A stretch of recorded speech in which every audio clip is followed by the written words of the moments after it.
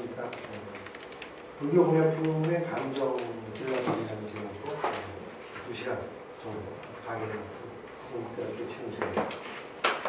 오늘 제가 강의할 내용은 말 그대로 불교 공약품이라는 주제를 가지고 감정에 관련된 여러 가지 이런 제목으로 강의한 적이 거의 없습니다. 왜냐하면 강의 자체가 너무 민감하고 또 내용 자체가 제가 아무 강의도 실물이 옆에 없고 또 문화재라는 것이 또 약간 주관적인 성향이 강하기 때문에 여기까지가 과연 진실과 어디까지 가품이라는 것을 일목요연하게 설명을 드리고 또 거기에 대한 시안을 만드는 것은 이런 과학적인 측면하고 굉장히 거리가 있습니다. 그래서 이 내용이 다분히 조금 주관적인 성격도 강하고 또 약간 뭐랄까 좀 깊이 있지 못하는 내용이 있습니다. 그걸 감안하시고 들어주시고 고맙고요. 말 그대로 이제 불교공에 대한 정의를 간략하게 드리자면 불교라는 신앙과 직접적 관련이 가는 도구다. 우리나라에서는 이 불교하고 밀접한 관련을 갖게 되는 게 바로 불교공인데 불교 조각과 불교탑이라고 하는 1차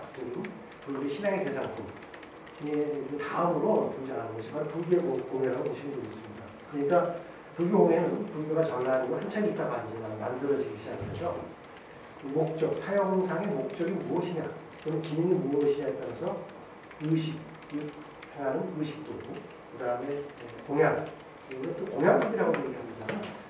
불단에 사찰에 가보게 되는 불상 앞에 여러 가지 향로라든가 또는 정경, 여러 가지 그 다양한 도구를 공양법이라고 하죠. 공양부. 그 다음에 이제 장원부라고 해서 불단 위에 보면 천개 또는 이제 불단 밑에 있는 여러 가지 조각품들, 이러한 그 장원부와 승려들이 가지고 있는 지문, 다시 말해서 연주, 이건 뭐 사실은 요새 글에 만들어진 거 많습니다만 이런 지문들도 역시 불교공의 한 범주로 들어볼 수가 있다. 이렇게 얘기할 수가 있죠. 그래서 이제 의식과 범 중에 우리가 범종을 대표적으로 볼 수가 있는데 일단은 범종은 여기서 제가 지금까지 한 40, 50점 정도의 위장을 발견하고 또 거기에 대해서 평가를 한 적이 있습니다만 큰 종보다는 중형 이하의 종이 많아요. 그 이유로 만들기 쉬우니까. 세부 문양을 표현할 때 밀랍 주조를 하기 때문에. 근데 하나 재밌는 현상을 본 게 있는데 밀랍 주조를 하다 보니까 굉장히 문양이 정밀한 게 우리나라 종의 특징인데요. 그게 만모가 안 되는 경우는 사실은 문제가 있습니다. 왜냐하면 종이라는 것은 고려시대 종은 1000년 가까운 세월 동안 만들어졌고 사용이 되었기 때문에 특히 당자라고 하는 그러한 그 종을 치는 자리에는 만모가 있을 수밖에 없고 또 부식과 여기에 대한 오랜 기간 세월에 의해서 나무가 보여야 되는데 정말 깨끗한 종들이 가는 거예요. 잘 만들었어요. 외관상으로 아무 문제가 없는데 한 번도 사용하지 않은 흔적. 그리고 전에 그 땅이나 이런 데 들어가지 않았던 굉장히 보이는 이런 아주 완벽한 예리한 모양과 주조하고 있고 그게 인위적으로 연마한 부분을 보이는 흔적이에요. 이런 경우는 무지하게 발생한다. 또 한 가지 사례가 우리나라 종을 평가할 때 제가 20, 30년 전에 종을 본 것만 할 때도 우리나라 종의 독특한 특징 중에 하나가 음통이라는 부분이 관통이 됩니다. 종신하고. 그래서 이게 이제 그 종의 소리하고 연관이 있다고 생각하는데 그거보다는 아마 그 주조할 때 가스를 뺀다든가 이런 역할을 했던 것 같아요. 일부에서는. 그래서 큰 종에만 관통된 구멍을 뚫는 걸 알았지만 사실 소종도 다 있었어요. 그 작은 소종도 이렇게 음통을 위해서 나가보면 구멍이 뚫려 있었는데 가짜 종을 구별할 때는 그게 없었어요. 100% 그만 보고 아예 막혀 있으면 이건 이제 위장이다 싶어서 쉽게 판단이 됐는데 요새는 그걸 뚫기 시작했어요. 그걸 알고서 이제 이 소종도 있어야 된다는 걸 알고 강제로 뚫기도 합니다. 그래서 그거 갖고는 판단이 이제 안 될 정도로 세부 문양을 비롯해서 이러한 그 양식적인 부분까지도 모방을 하는 걸 알 수가 있습니다. 굉장히 명문과 형태, 높임을 잘 살피고 시대적으로 양식이 잘 부합된지를 정확하게 판단을 해야 하며 범정용은 아까 얘기한 대로 사찰에서 직접 사용되었기 때문에 사용의 흔적이 남아있습니다. 약간 긁히기도 하고 또 당자 부분이 닳기도 하고 여러분 잘 아시는 성덕대왕 신경 있죠? 그 당자는 보면 굉장히 나무가 심해서 거의 이렇게 불무시되어 있어요. 왜냐? 1000년 동안 넘게 타종을 했기 때문에 그 부분과 나무가 많이 심해요. 그래서 이제 이번에 성덕대왕 신종을 덕제한 그 신라대종을 만들 때 그 논란이 있었어요. 이걸 마모된 현재 상태로 만들어야 되느냐 아니면 원 상태보다 조금 더 분명하게 모양을 해요. 저는 얘기했어요. 신라저가 복제할 때는 이게 어쨌든 카피가 아니라 보고품이기 때문에 어느 상태의 모양을 살려내야 된다. 그래서 훨씬 더 이렇게 생동감 있는 모양을 만들었습니다만 지금 보면 거기가 거의 불무실해져 있어요. 그 이유는 바로 나무에 대한 흔적이라는 거죠. 그러니까 당장부분이 전혀 사용된 적이 없다는 것은 이해할 가능성이 있다.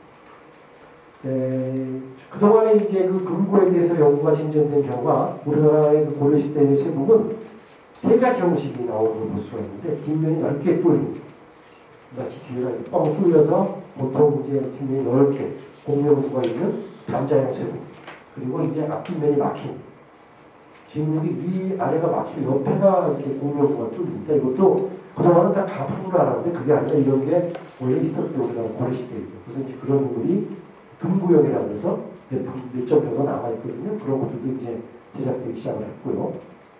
이것도 역시 가품이 나오기 시작을 합니다. 그러니까 앞면이 막혀서 옆에 측면부에 금구형구가 있다고 해서 무조건 고려시대 거다 또는 시대 올라가는 거다 볼 수 없는 그 요소가 생기기 시작했습니다. 역시 그 형식의 차이점과 주조 기술의 흔적을 통해서 감정이 가능한데 아까 얘기한 대로 밀랍 주조가 아닌 사형 주조를 동사용해서 모양은 범종에 비해 단순하면서 굵고 거친 특징을 보여줍니다. 그러니까 모양이 범종의 밀랍 주조이기 때문에 아시다시피 그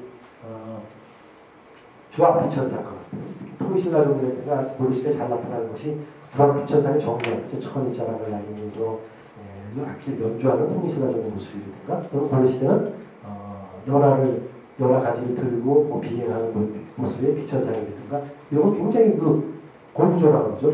보조상이 높으면서도 정교한 주조가 되는데 그건 밀랍 주조기 때문에 그렇게 가능했고 금고는 그게 아니라 사용 주고로 해서 그냥 그런 단순한 그 복잡한 모양을 새기기보다는 그냥 연화문과 구름문 정도, 당초문 이런 정도의 모양을 새긴다는 걸 알 수가 있습니다.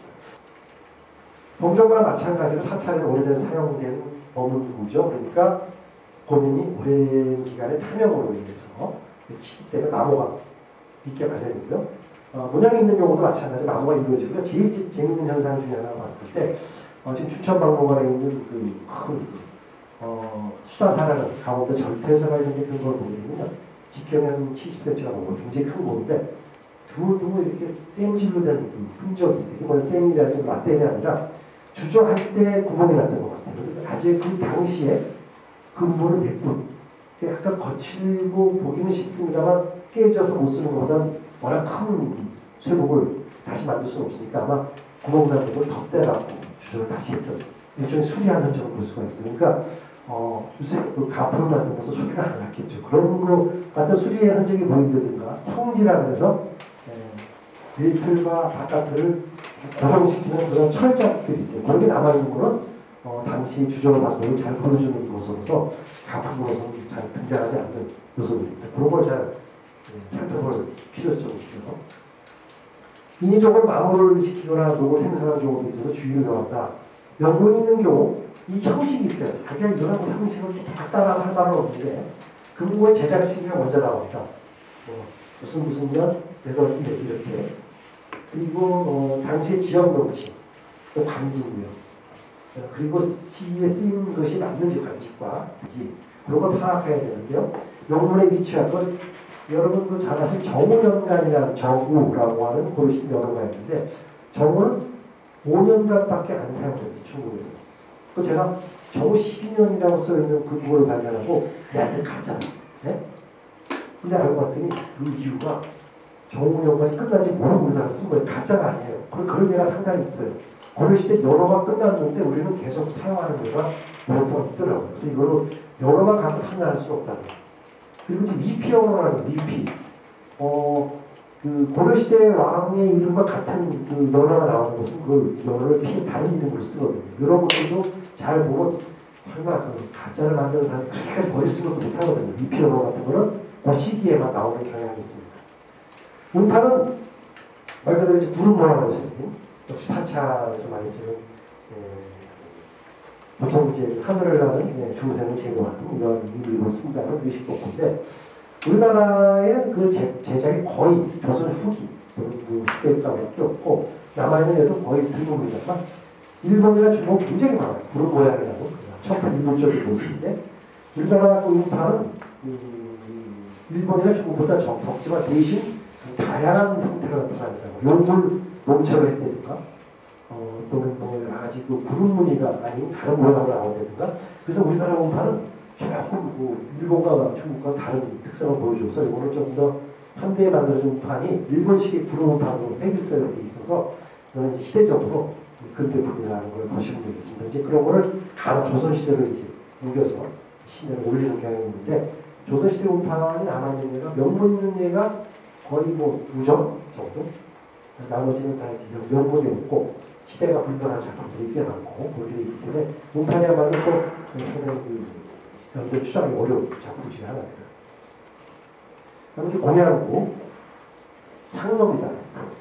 향로는 삼국시대 유일한 거가 백제 기능하는 건데, 뭐 이미 복제품이 나왔다고 볼 수 있어요. 왜냐하면 그걸 이제 그 국가에서 보험 차원에서 아시다시피 문화상품으로까지 만들었어요. 똑같이 했는데 사실은 그 백제 금동향로를 복제한 건 아니에요. 그 작가가 그대로 스케치하고 사진을 찍고 정밀하게 카피를 했는데요. 보면 하늘에 구별이 되는데 그걸 들고 온 사람이 있어요. 진짜 문화상품이요.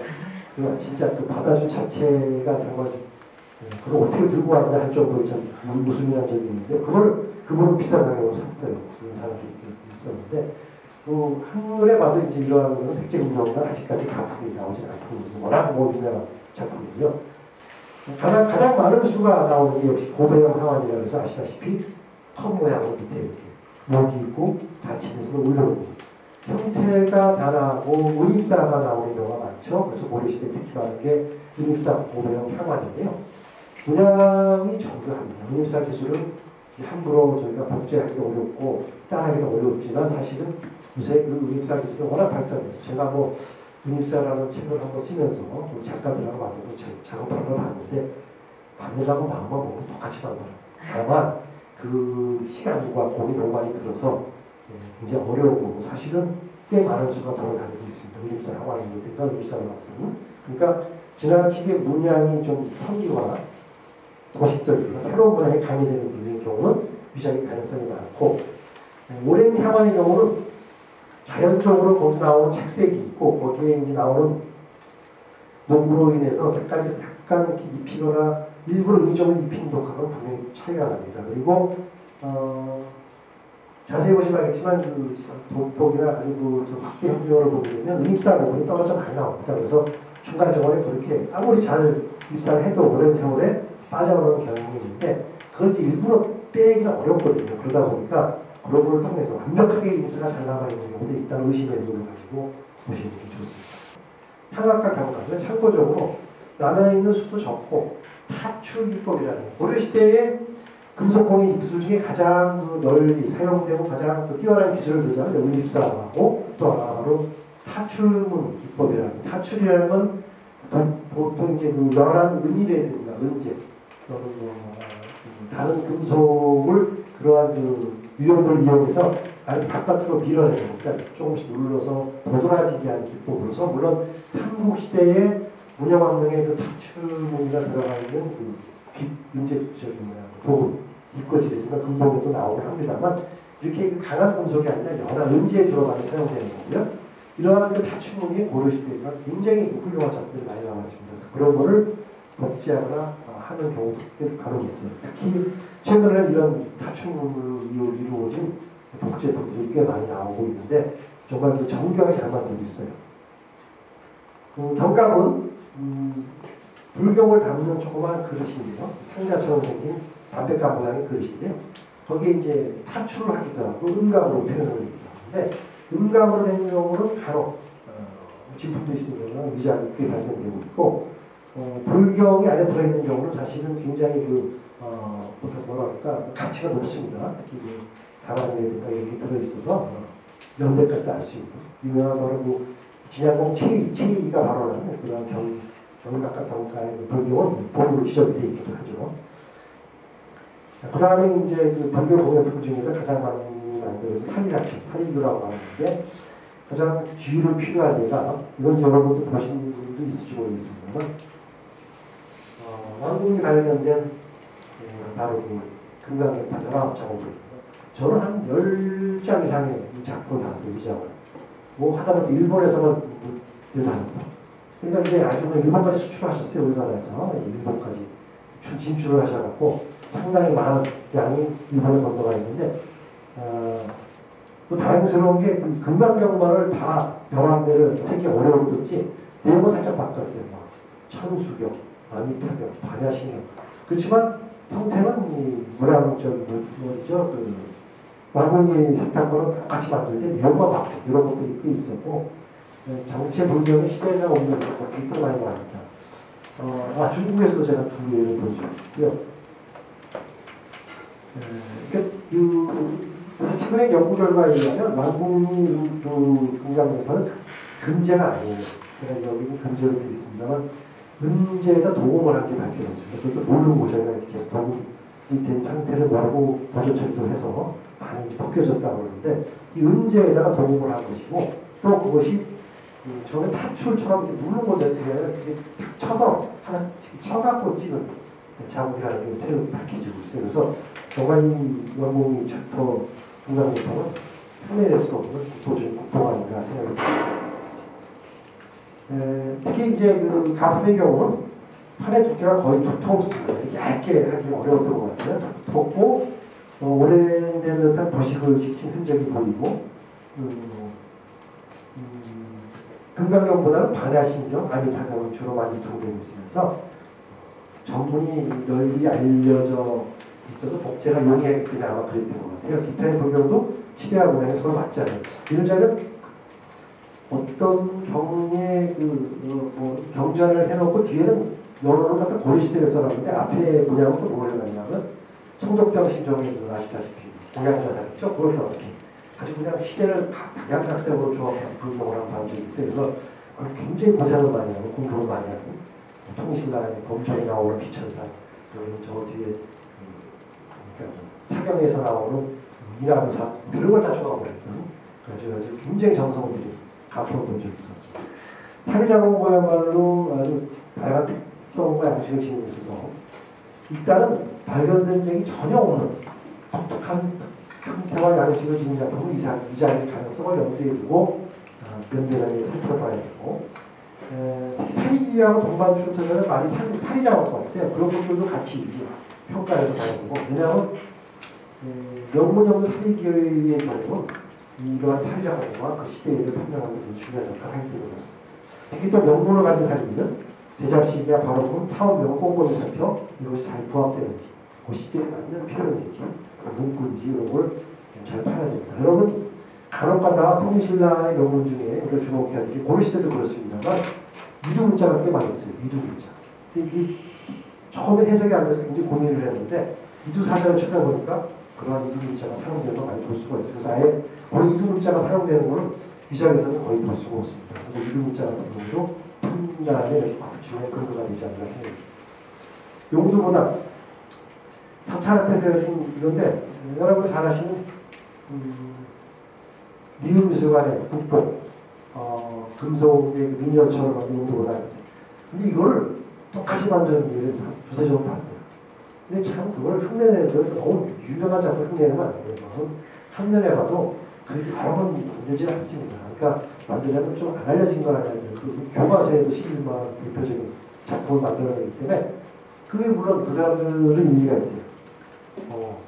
하나가 제대로 걸리면 대박을 칠 수가 있으니까. 그렇지만 그런 국보는 저희가 통고적이 봐도 만들어내기도 어렵지만 한눈에 봐도 그게 너무 쉽기 때문에 용도보다 같은 경우는 워낙 어렵습니다. 그 크기도 크고 철제를 이용하는 것도 가능합니다. 그러니까 금동제도 받고 철제를 먹고 것도 있고 주조가 쉬우니까 철제를 그대로 이용해서 만드는 작품도 본 적이 있습니다. 승려적 금강적 제일 많이 나오는데요. 우리나라 일기오식 복구는 양은 많지 않습니다. 그런데 중국이나 일본에 비해서는 독특한 특징을 가지고 있어요. 급강전은 주로 5고전, 5개의 가지가 있는 데가 많고 3고전이 많이 적어요. 또 금강경은 제일 많은 게 4고 4천, 그러니까 몸체에 보게 되면 제석천과 범천, 사천왕상을 들어가 있는 6면이다. 이게 고려시대에만 나옵니다. 중국과 일본은 없어요. 그래서 그걸 한 면에 봐도 우리나라 고려시대 금강경은 제석, 범천, 사천왕, 제석, 사천왕이라고 해서 범천과 제석천과 사천왕이 들어가 있는 이것은 고려의 독창적인 금강경 중에 하나다 생각하시면 되겠습니다.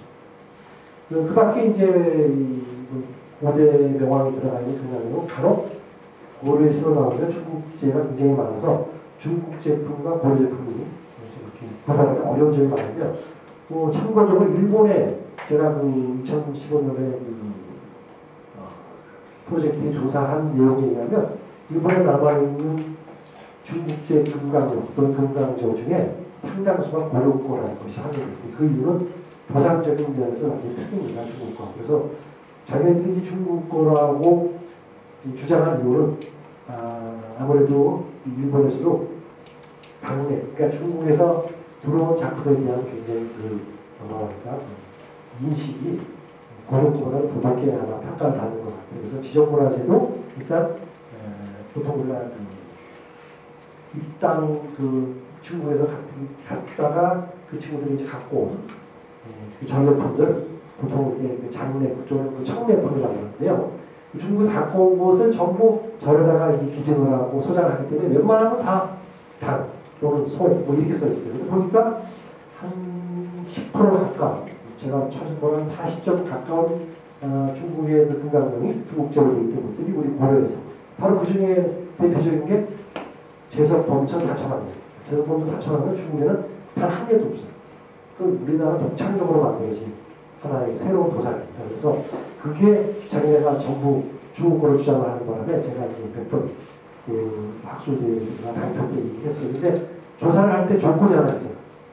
조사자하고 박물관 직원들 같이 조사를 하는데 사찰에서 절대 국적을 말하지 않게 고려시대는 절대 고려거로 얘기하지 말아라. 그 이유는 뭐냐?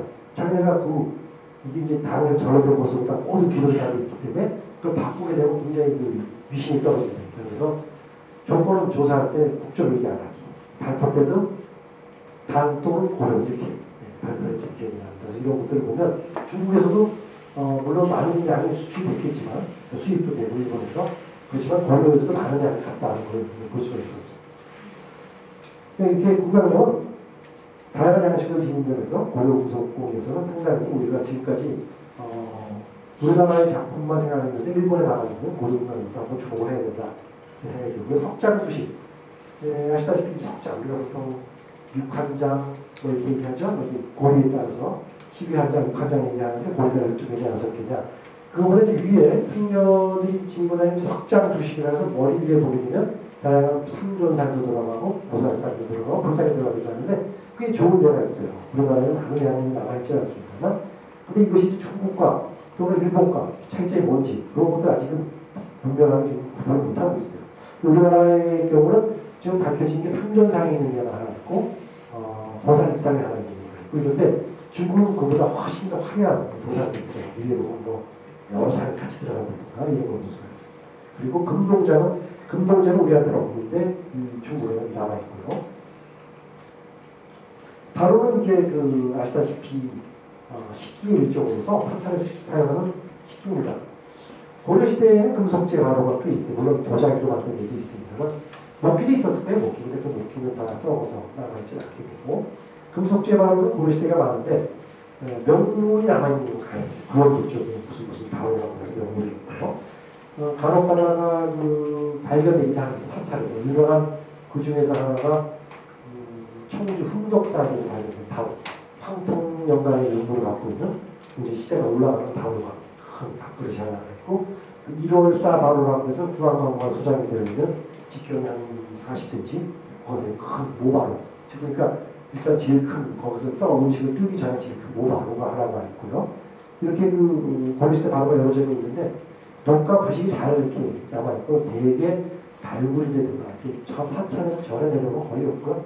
사찰보다는 팽사지라든가 이렇게 발견되는 경우가 많아서 좀 이렇게 위자가 많이 오는 것 같기도 하고요. 또 아직까지는 그 가치가 이렇게 판단이 높지 않다고 생각합니다. 여기서 이제 앞으로 그런 여러 가지 불교 모형품의 다양한 장르와 얘기를 봤고요. 그럼 저는 이제 감식과 감정을 얘기할 때 두 가지 나중에 다시 한번 얘기드리겠습니다만 좀 그래도 이제 감식이 좀 높은 차원에서 얘기드릴 수가 있고요. 감정 그보다는 조금 단계를 낮출 수밖에 없는데 양식이랑 감식 형태 불교 모형품의 분류에서 용도를 중심으로 할 때 그 전통적으로 내려온 형태가 어느 용도로 쓰였느냐. 산기와 경상, 불가리 경우와 같이 특수한 목적을 가지고 만든 것들은 단순한 용도로 사용된 것이 아니기 때문에 그 기억이 자연스럽지 않은 경우가 많습니다. 그렇지만 대체적으로 공예품은 예나 지금이나 사람들이 쓰기 적합함으로 만든 것이 수리다. 즉 시대적 특성과 문화를 먼저 고려하여 이 공예품이 당시 어떠한 용도로 사용된 것인지를 먼저 파악한 다음에 기용안과 용도가 서로 부합되는지 살피는 것이 가장 합리적인 판단 기준이고, 바꿔 말하면 쓰임새가 전혀 불분명한 이거 뭐 때문에 만드는 거야? 앞만 봐도 이 사람이 이거 왜 만들었을까? 일단 의심의 눈초리가 있다면 그것은 가품의 가능성이 많다. 왜냐하면 희한한 작품이 나오는 경우가 있어요. 내가 사기 여러 개를 봤지만 도대체 한 번도 본 적이 없는 사기, 이상한 형태 사기들이 나오는데 이거는 그 당시에 그 사람들이 봤을 때는 야, 과연 그걸 왜 만들었을까 할 정도로다가 용도와 쓰임새가 불분명한 게 있어요. 형태가 너무 특이하고 이런 것들은 일단 의심의 눈초리로 볼 가능성이 많다. 그 다음에 이제 여러 가지 방법들 중에 하나가 재질과 색깔입니다. 금속인 경우 여러 재질에 따라 색깔의 차이가 있을 수가 있죠. 색깔을 잘 살펴서 재질을 가장 정확히 분석하여 하며 필요한 경우는 뒷파기 분석을 하는 요새 XRF라는 전부 사용하기도 하는데 성분 분석이라고 하지만 이게 다시 녹이라든가 파손된 부위가 좀 틀린 거나 또는 그 두께에 따라서 오차가 좀 심해요. 거기죠. 그래서 분석자 비를 통해서 그리고 또 제일 우리가 염두에 볼 게 워낙 많은 양이 측정이 되지 않았어요. 제가 보니 XRF라는 그런 이 분석기는 데이터가 충분해요. 그러니까 고려시대 또는 조선신라 또는 신라시대에 맞는 그 금속에 대한 데이터가 충분해 거기에 적합한 오차를 정하는데 아직까지 우리나라는 좀 더 있어야 된다. 뭐 이런 생각을 해보고 있고, 금전은 그것이 순금인지 도금인지 분명히 살펴야 되는데 되게 보면 순금인 경우도 우리가 알고 있는 99%의 그 순금이 아닌 경우도 꽤 있어요. 조금 떨어지는 수도. 도금인 경우는 전통적인 아마감 도금, 고려시대까지 조선시대의 일부에서 아마감 도금이 사용이 되는데요. 순금을 알리는 이 방법을 통해서 아마감 도금을 사용하려면 역시 뭐가 검출돼야 되죠? 수는 반드시 나옵니다. 수. 그 양을 갖고서 뭐 판단할 수는 없습니다. 아마감 도금의 특징은 이런 것을 잘 색깔의 차이 찾아볼 수가 있고, 파손된 부위가 있다면 이것을 더 정보를 분석할 수 있습니다. 아까 얘기한 대로 파손된 부위를 찍는 게 가장 정확해요. XRF도 그 부분을 보면 내부를 찍을 수가 있기 때문에 그러니까 파손된 부위를 더 보는 게 필요하고요. 청동제의 경우 주저 당시 학점의 차이에 의한 색감의 차이가 나온다. 검정의 경우는 주석의 함량이 많고 적음에 따라서 붉은색에서 검은색주의 약간 변화가 있거든요.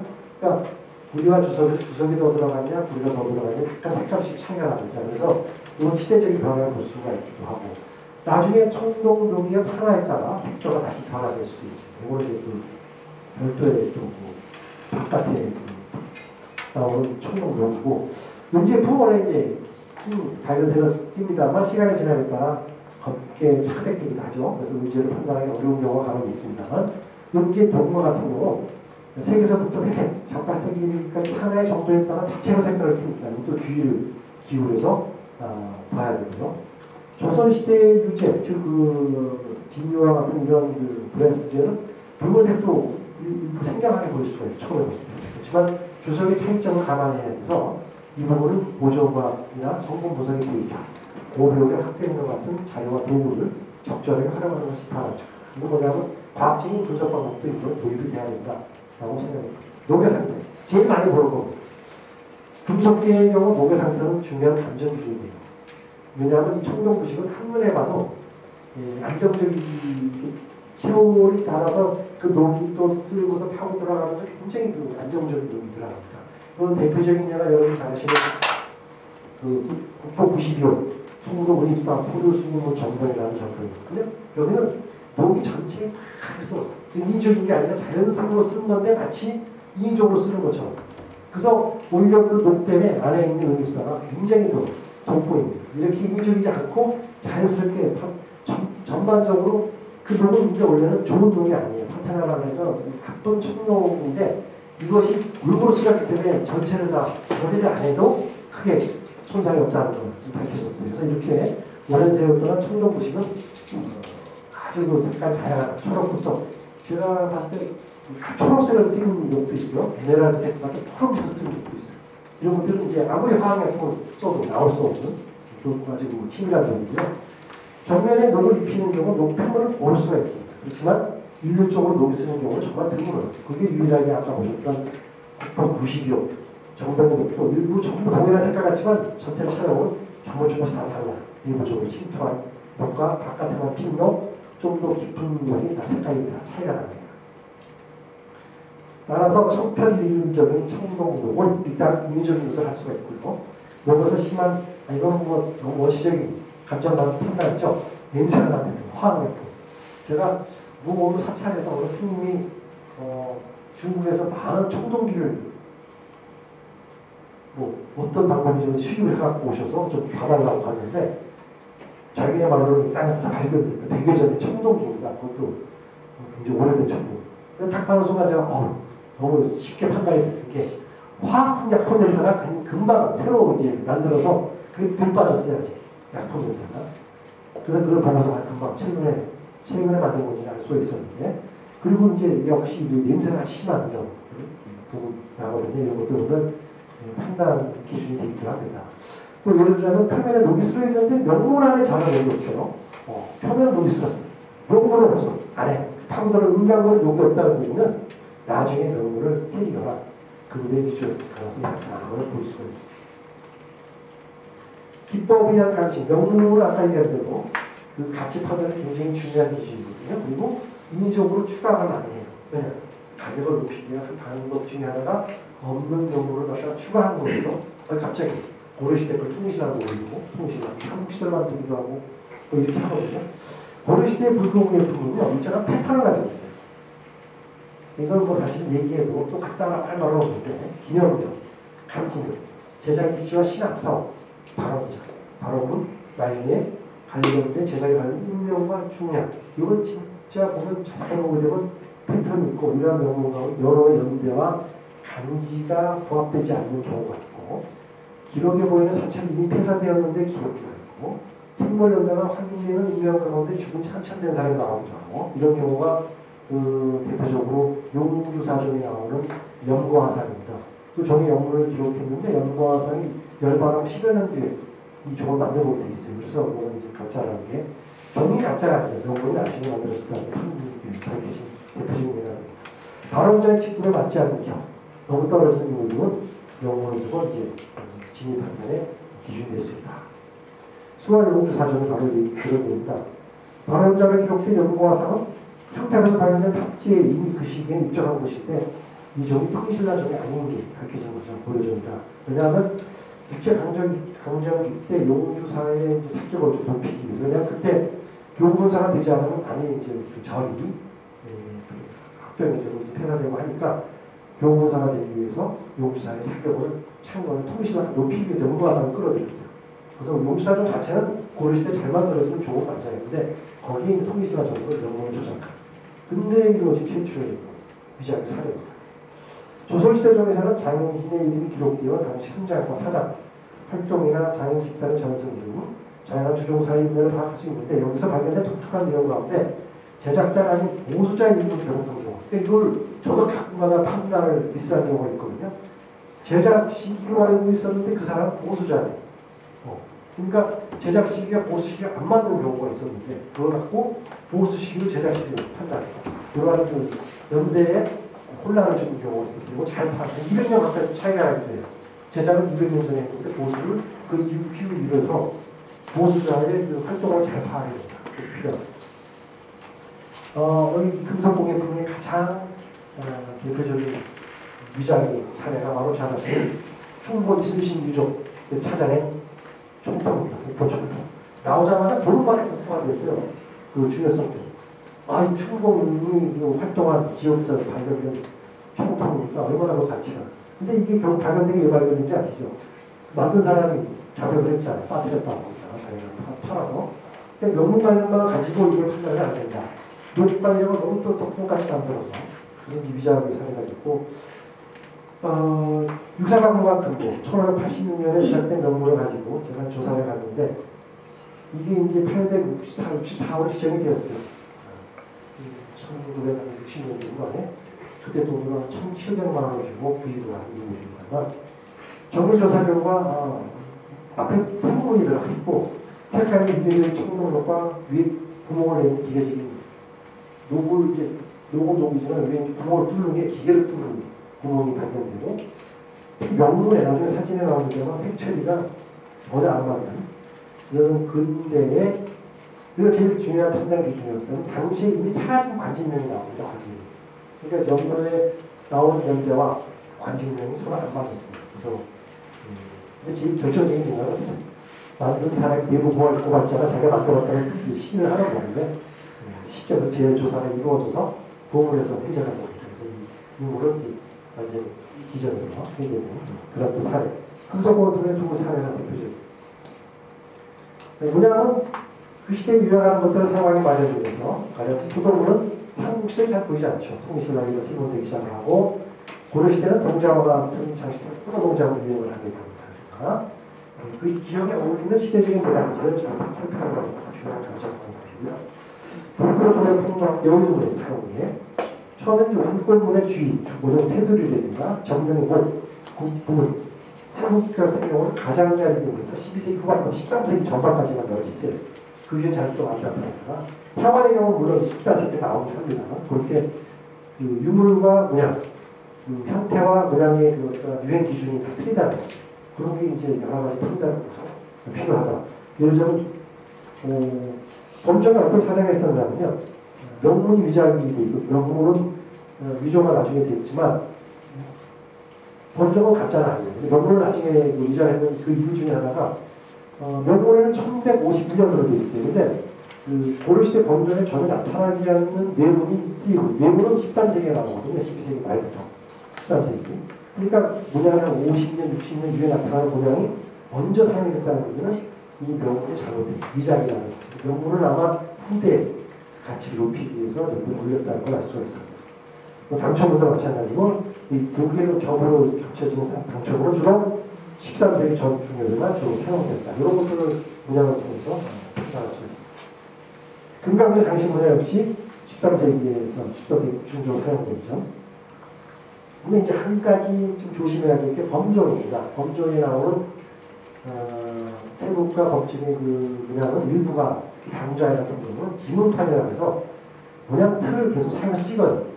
그게 한 1세기까지 하고 유전되는 경우를 볼 수가 있어요. 그래서 이거는 일정이란 그것이 동일한 문양판이 전승되어 있다는 걸 알 수가 있어서 장인 집단 걸로는 문양판을 확인되고 있습니다. 그래서 이거는 그 문양이 시대적으로 반드시 그 시대에만 나타나지 않고 그 다음 시대에 나온다고 해서 문양 그 위작용으로 판단이 어렵다. 조금 더 전통성 강한 것을 알 수가 있었습니다. 현상을 사용입니다. 이렇게 변화라든가 이런 점에서 연구 성과에서 연구를 잘 섭렵을 하면 이런 문양판이 어떻게 사용되었나까지도 우리가 볼 수 있는데 많이 도움이 됩니다. 장식 기법은 뭘 참고적으로 보여드리는데요. 금속공예 제작의 기술과의 가장 기본적인 제작 기법은 주조하는 거죠. 단도 두드리는 단조라고 얘기하죠. 그리고 조금이라고 나누어지는데 주조는 금은 농철 주석, 금속이나 합금을 가지고 놓은 다음에 흙이나 모래, 불월성이 묻히는 만든 틀에 주입하여 불상, 불구, 청동골, 꽃벽 이런 걸 만드는 걸 주고 또는 주조, 주물이라고 하고요. 단금은 금, 동, 철의 금속을 학급의 소성을 이용해 두들겨서 내리거나 축소시키는 하나의 접시, 꽃벽. 그러니까 주조 방법의 차이점을 먼저 잘 알고 있어야 되는 거죠. 여기에는 금속의 절편을 쇠망치나 나무망치로 두들겨서 만드는 판금, 그리고 단조와 금속의 판을 앞과 뒤로부터 두들겨 입체를 만드는 축이, 그리고 금속판을 잘 잘라 구부려서 납땜하여 붙이거나 입체를 만드는 판금의 세 가지 방법이 나오고 있습니다. 문양을 표현할 때 가장 많이 사용되며 다처럼 기법으로 표현되는 건 조금이라고 하는 기법인데 이것은 역시 끓의 문양에 따라서 달라집니다. 금속의 문자나 문양을 정확하게 만드는 방법, 여기에는 문양을 새기는 방법에 따라 이렇게 나타나는 거, 안에서 바깥으로 돌출시키는 타출, 천으로 문양을 내는 모적, 그리고 선적, 끌고 가서 돌고 좁히고 나가는 축적, 아까 얘기했죠? 축적, 이렇게 경상에서 많이 나오는 삼각형 끈을 계속 찍어서 이어나가는 축적, 노랑처럼 생긴 나라가 오목하게 들어가 있는 끈을 이용해서 찍어내는 어장, 물고기 같은 것이 쭉 연결되는 어장은, 그리고 연주문 같은 걸 쓰이게 되죠. 두 개의 연주문을 이어서 쓰는 복연전문 같은 것도 사용해요. 근데 끌에다 두 개의 그 끌을 이렇게 합쳐져 있는 것 같은 복연전문은 끌 자체가 거기 생긴 거예요. 안에 뭐냐고요. 이 밖에도 금속의 평면에 다른 금속을 집어넣은 입사, 보통 이제 일본은 상감이라고 하는데 이런 것도 좋은 기법의 하나다. 그리고 동이나 동학군에 금이나 은을 입히는 널도 피라미드하고 이렇게 도금이라고 합니다만 일반에는 수은데 승금을 아말감 기법을 사용하지만 이 동의 표면을 직접 발라가는 그런 기법도 있습니다. 목공의 기법은 정자와 근원성을 강조한 유교회가 발현한 조선시대 목공 검선의 장식이 특징이고요. 조선 초기에는 나전치기, 나전치기가 조선 초기에 많은 작품들을 만들어졌고 고노스단치기 있습니다만 워낙 귀하고 오래된 치기는 대모라고 하는 나전과 거북이 등껍질을 붙여서 굉장히 어려운 기술인데요. 최근에 대모도 사용이 되는 가프로 봤어요. 그래서 참 정말 기술이 점점 개발되고 있구나를 느꼈는데 경상 책장 의자 등이 널리 사용되었고 곡선보다 직선, 물론 이제 녹가구도 가품이 나올 수가 있습니다만 그 자체의 가격이 워낙 높지는 않으니까 아마 수고도 많이 들고 왕실이나 사대부의 목공의 품이 어떤 차이가 있다 이런 것도 우리가 이제 많은 책들에서 참고하시면 녹가구의 변화를 볼 수가 있습니다. 목공의 품은 하나의 나무를 깎는 방법 그리고 여러 나무를 짜맞추는 두 가지 방법이 있고요. 깎는 방법에 있어 끌을 이용해서 조금 더 완성한 방법 골과 해장판을 이용해서 매끈하게 통들을 담그는 방법이 있어요. 불교 목공의 품에는 대체로 하나의 한 편으로 조금씩 깎아나가는 방법을 사용하는데 물론 이제 몇 개의 판을 덧대서 붙이기도 합니다. 나무를 채를 해서 채색을 하기도 하고 나전이나 대물을 붙여 하나에 꾸기도 합니다. 문양이 있으면 주로 은가가 약고 불을 사용하고 많은 시간이 필요하지만 추가로 정교하게 정확도를 볼 수가 있습니다. 일반 목공의 품을 중에서 나무결을 그대로 살려 표현하기도 하지만 불교 목공의 품은 보존을 위해서 직접 반찬나무를 화려하게 채색하는 경우가 많습니다. 기법을 통해서 그 마지막 장인 것 같은데 전통 장인들은 대대로 전내려오는 전통 기법들 전수받아 만들었는데 자신이 새로운 제작 기법을 발현하는 거의 드물다. 따라서 감정이 대상이 되는 부분이 그 시대에 적합한 기법으로 만들어진 일을 잘 살펴보는 것이 중요하고요. 함정이로는 물리학주자는 전통 기법을 사용하고 세부 기법을 아까 얘기한 대로 사용 기법을 사용합니다. 우리가 아까 사용 중 아까 설명을 했기 때문에 이거는 그냥 제가 생각을 하겠습니다. 세부에도 마찬가지로 예술을 합쳐 주저할 때 움직이지 않고 들어가는 사진이라고 해서 세 곳을 이용해서 고정하는 자국이 녹이 나와서 분명히 형식 자국으로 보여요. 이런 것들도 유관 판정의 중요한 기준이 되고요. 측면부는 여기 틀을 돌릴 때 쓰는 나면이라는 돌릴 자국, 이 잔잔한 보여주기 선에 나온 경우가 많아요. 김성경은 이러한 전통 기법을 통해서 그것을 재현할 수 있는 여러 흔적을 발견할 수가 있습니다. 목재공의 품은 뜰 자국이 거칠고 힘있음이 없어 보이기도 하지만 나름대로 독특한 뜰의 순서, 힘의 조절을 강약, 장인 특유의 뜰 자국을 살펴볼 수가 있습니다. 그래서 이것도 현대 목공의 품과는 somewhat 비교되는 부분이 됩니다.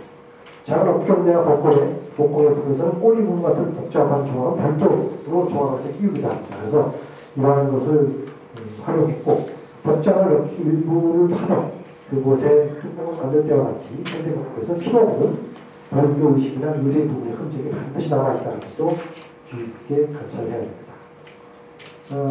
이제 여기까지는 설명을 끝내겠습니다. 감식이라서 감정을 제가 구분을 했는데 이것은 같은 말이에요. 근데 유사한 듯하면서 수행에 다른 차이점이 같이된다고 생각합니다. 감식은 일단 유물을 제대로 인지하고 분석하여 진가를 가려내는 오랜 경험과 전문적인 지식을 수반하는 학문적이고 주관적인 영역이라는 감정은 이런 감식을 기초로 해서 가치를 평가하고 보고를 수반합니다. 그러니까 감정은 그 보고적인 어떤 결정사항을 문서나 자료적으로 만들어 하는 이건 뭐 사실 그 기준은 좀 애매합니다만 다분히 논리적이고 객관적인 영역입니다. 그러니까 지금 우리가 감정과 감식을 얘기할 때 상당히 애매한 어떤 때는 감식을 한다고 어떤 때는 감정을 한다고 이렇게 하는데 그거는 이렇게 행정력의 수반인 경우를 동반하죠. 그렇지 않고 학문적으로 주관적인 영역을 요구할 때는 감식과 감정 그런 차원으로 필요하지 않을까. 그러니까 이제 감식은 감시가 해라는 표현이 나오죠. 그 감정은 감정평가사와 같은 문서와 더 잘 어울린다. 이런 것을 말씀드릴 수가 있습니다.